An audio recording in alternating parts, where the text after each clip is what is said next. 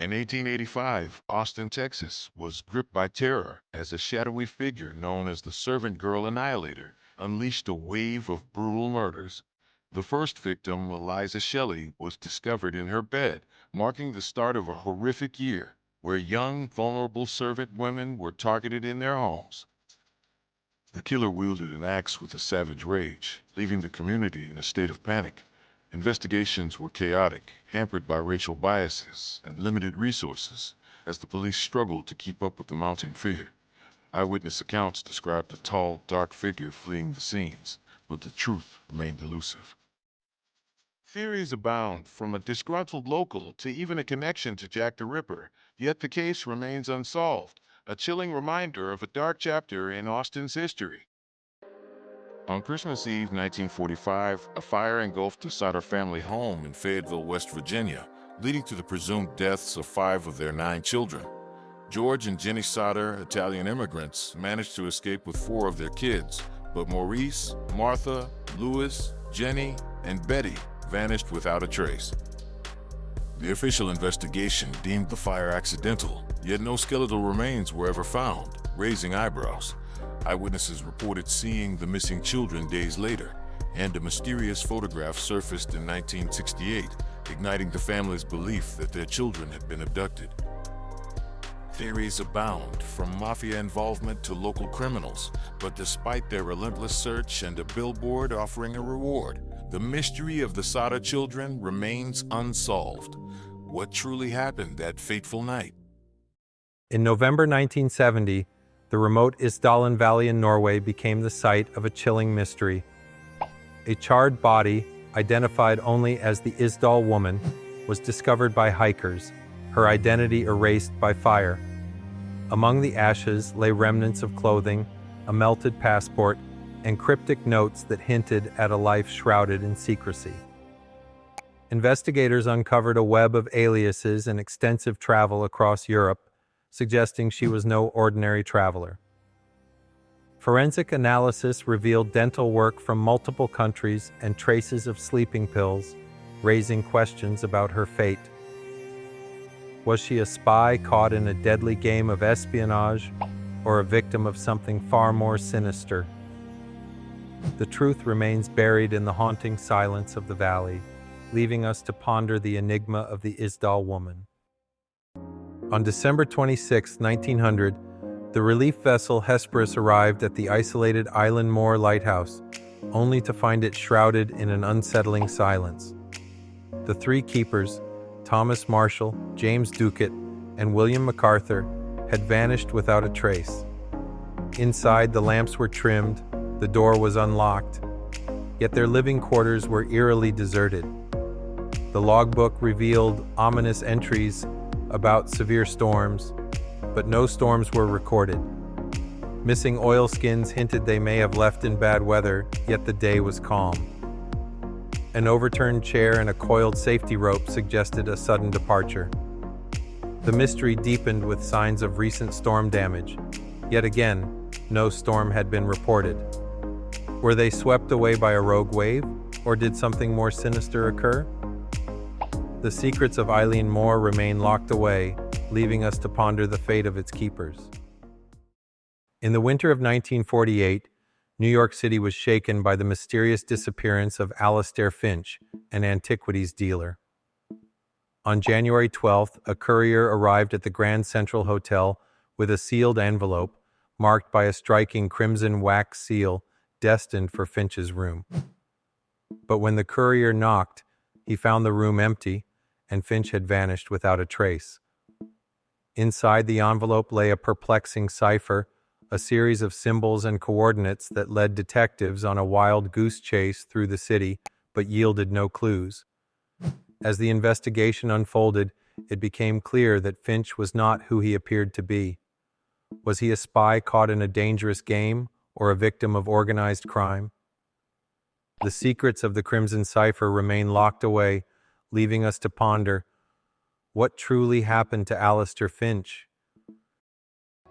In the autumn of 1999, the enchanting city of Venice became the backdrop for a haunting mystery, the disappearance of renowned violinist Lorenzo Bellini. On October 23rd, he was set to perform at a private concert but never arrived. The next day, his gondola was found adrift near the Rialto Bridge. His violin case open, the instrument missing, and a single broken string left behind. Investigators uncovered a partially completed manuscript titled The Shadowed Serenade, filled with unsettling beauty and cryptic annotations. Bellini had been exploring Venice's hidden passages, driven by a fascination with its secret history. Anonymous letters hinted at a dangerous truth he was on the verge of discovering. Was he a victim of a secret society, or did jealousy lead to his silence?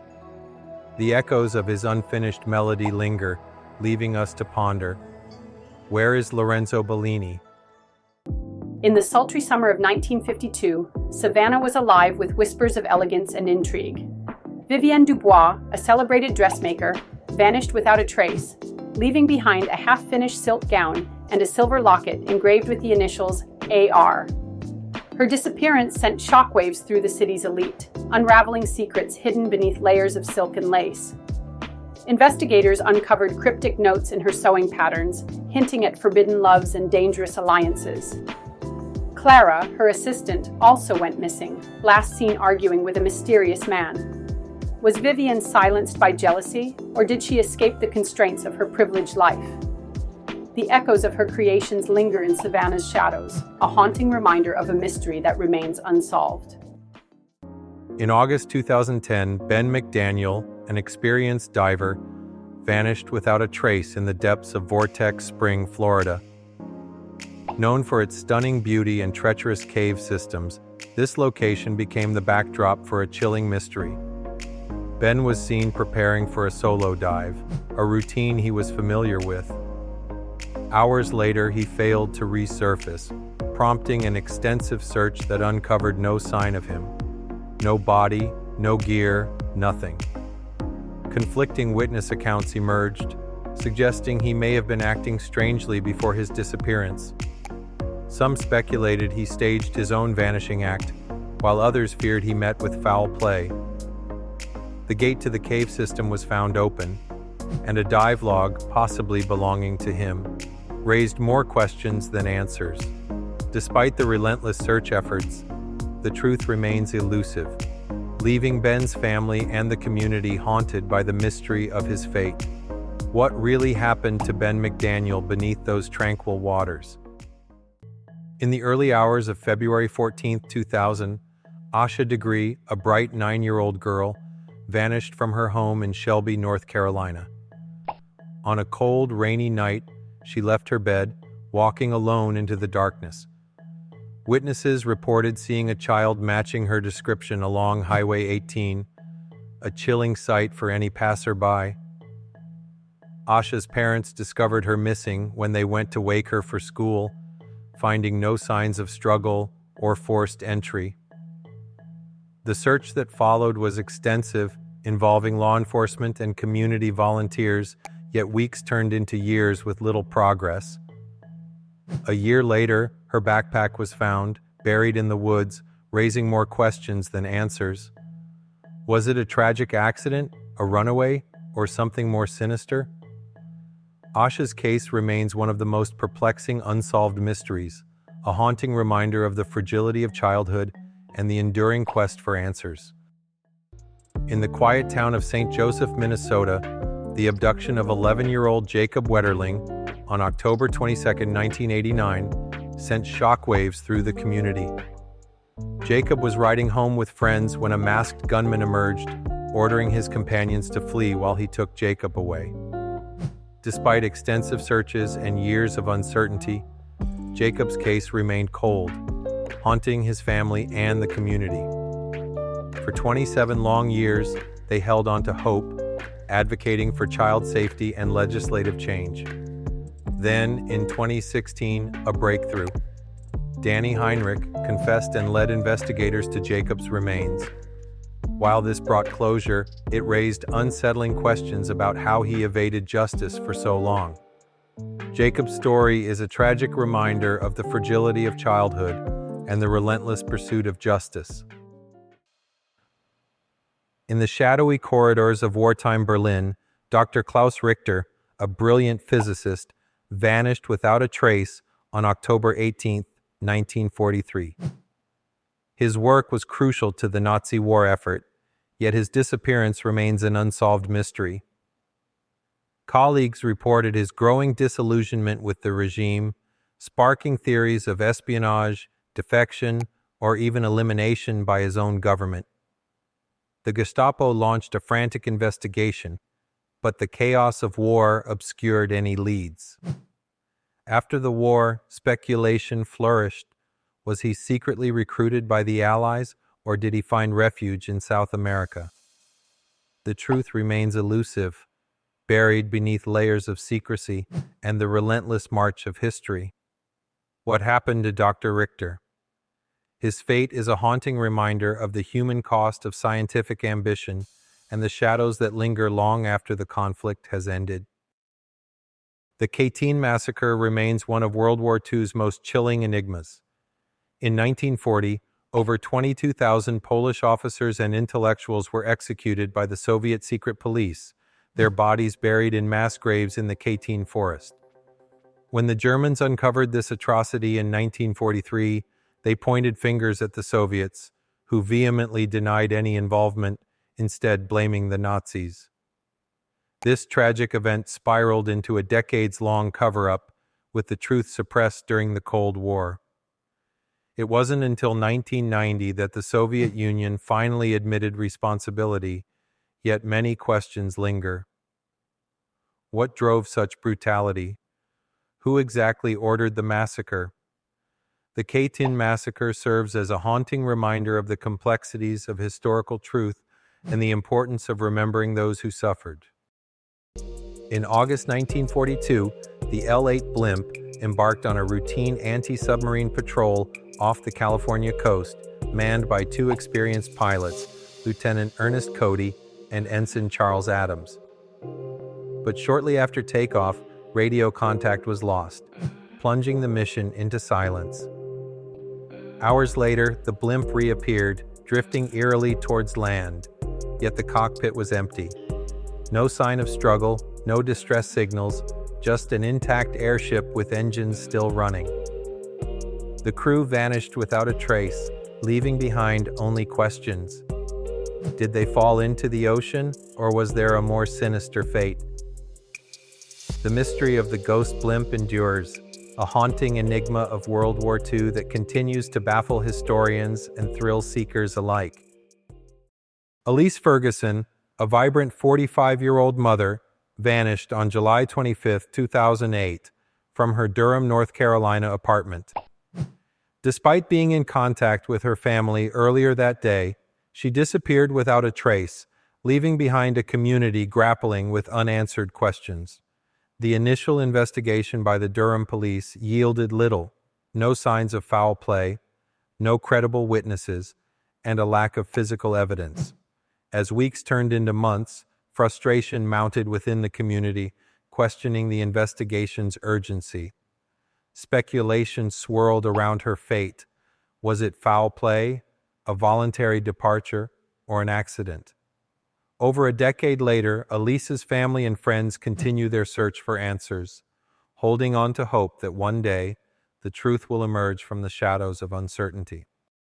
In 1973, the Freeman family vanished from their rural Mississippi homestead, leaving behind an eerie silence that still haunts the community. Elijah and Sarah, along with their 3 children, simply disappeared without a trace. Neighbors found their home abandoned, food still cooking, clothes hanging on the line, toys scattered as if playtime had just paused.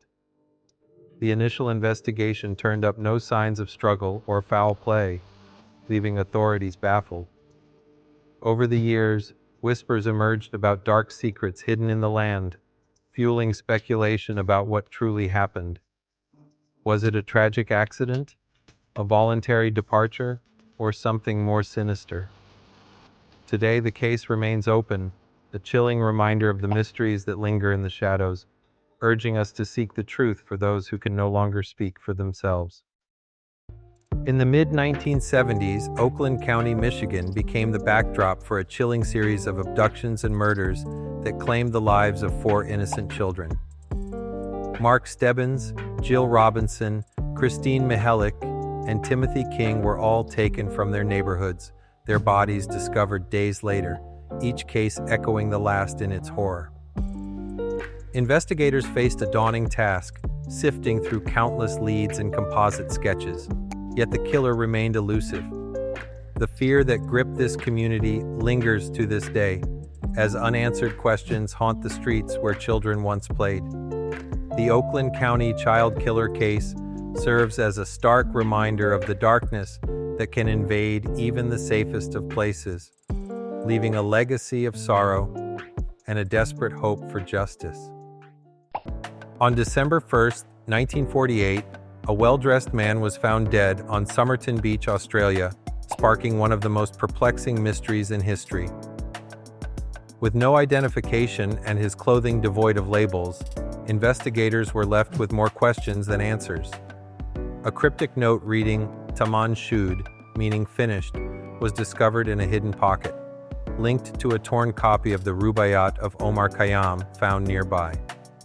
Even more intriguing, the book contained a coded message that remains unsolved to this day. Theories of espionage and tragic love affairs swirl around this case, yet the man's identity and the circumstances of his death remain shrouded in secrecy. The Taman Shud case is a haunting reminder that some mysteries may never be unraveled. On August 26, 1982, a tragic event unfolded in Sunset, Utah, when 3-year-old Rachel Runyon was abducted from a playground, lured away by a man promising ice cream. The community rallied together, launching a massive search that lasted 24 agonizing days, only to discover her body in a nearby creek bed. Despite extensive investigations and a description of the suspect, a black man, he was never identified. Rachel's case, however, sparked significant changes in child safety protocols, leading to the creation of the Rachel Alert, a precursor to the Amber Alert system and influencing the Missing Children's Act. Her story serves as a haunting reminder of the vulnerability of children and the ongoing need for vigilance in protecting them. The search for justice continues, and Rachel's legacy endures, inspiring efforts to prevent such tragedies from happening again.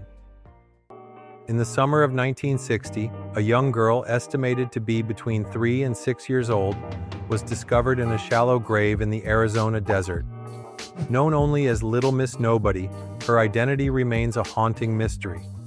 Disturbingly, her hair was dyed and her nails painted, suggesting a chilling level of premeditation. Despite extensive forensic analysis, her name and the circumstances of her death remain unknown.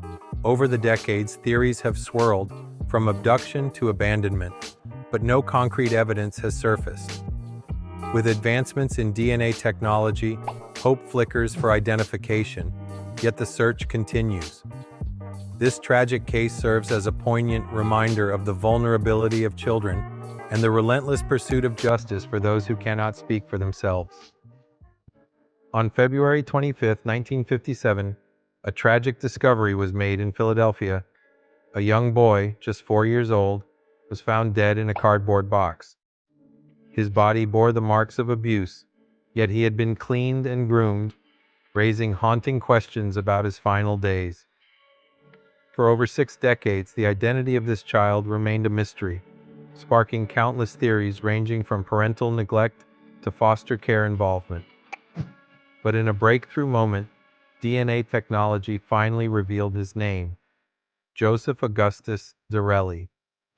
Despite this identification, the circumstances of his death remain shrouded in uncertainty, leaving us with a profound sense of empathy and a relentless pursuit for justice.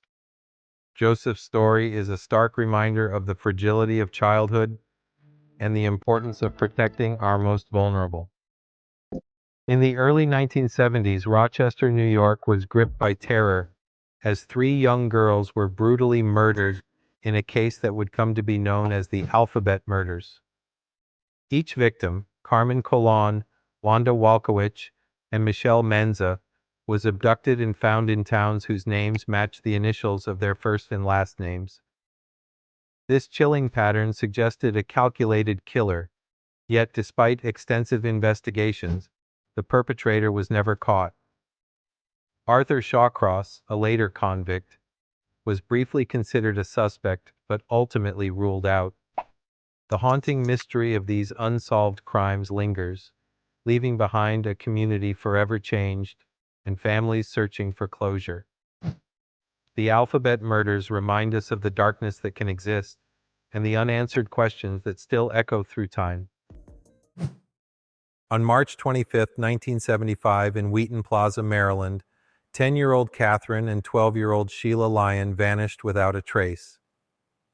They had walked just a short distance from home to see Easter decorations, last seen around 2 p.m.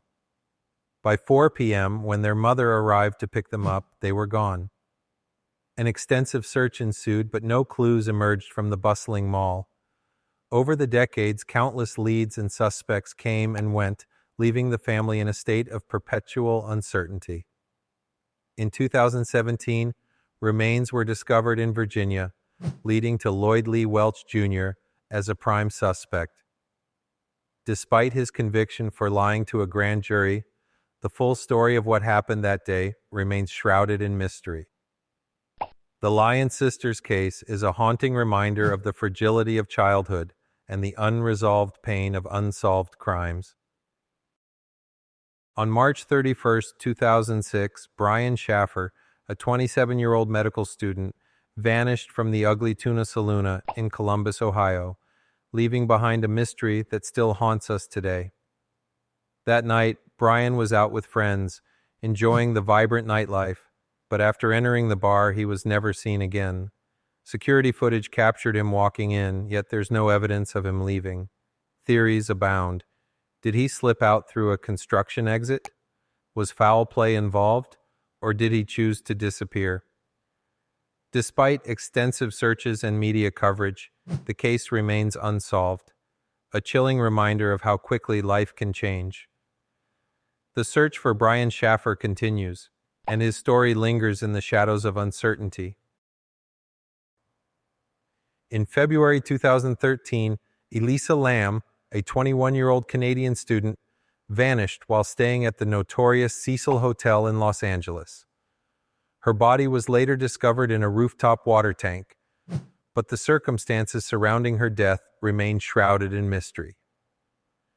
Disturbing elevator footage shows Elisa behaving erratically, pressing buttons and seemingly hiding from an unseen presence. Guests had complained about the water's taste and pressure, leading to the grim discovery. The coroner ruled her death an accidental drowning, citing bipolar disorder as a factor, yet many find this explanation unsatisfactory. Theories abound, from foul play to supernatural involvement, but the truth remains elusive. Elisa Lam's case continues to haunt those who hear it, a chilling reminder of the unsolved mysteries that linger in our world. In 1587, over 100 English settlers landed on Roanoke Island, hoping to establish a new life. But when Governor John White returned 3 years later, he found the colony completely deserted, with only the word Croatoan carved into a post as a clue. Theories abound. Did they assimilate with local tribes, relocate due to harsh conditions, or fall victim to starvation or conflict? Some even speculate they were lost at sea. Despite archaeological digs and countless investigations, the fate of the Roanoke colonists remains one of America's greatest mysteries, a haunting reminder of the perils faced by early settlers.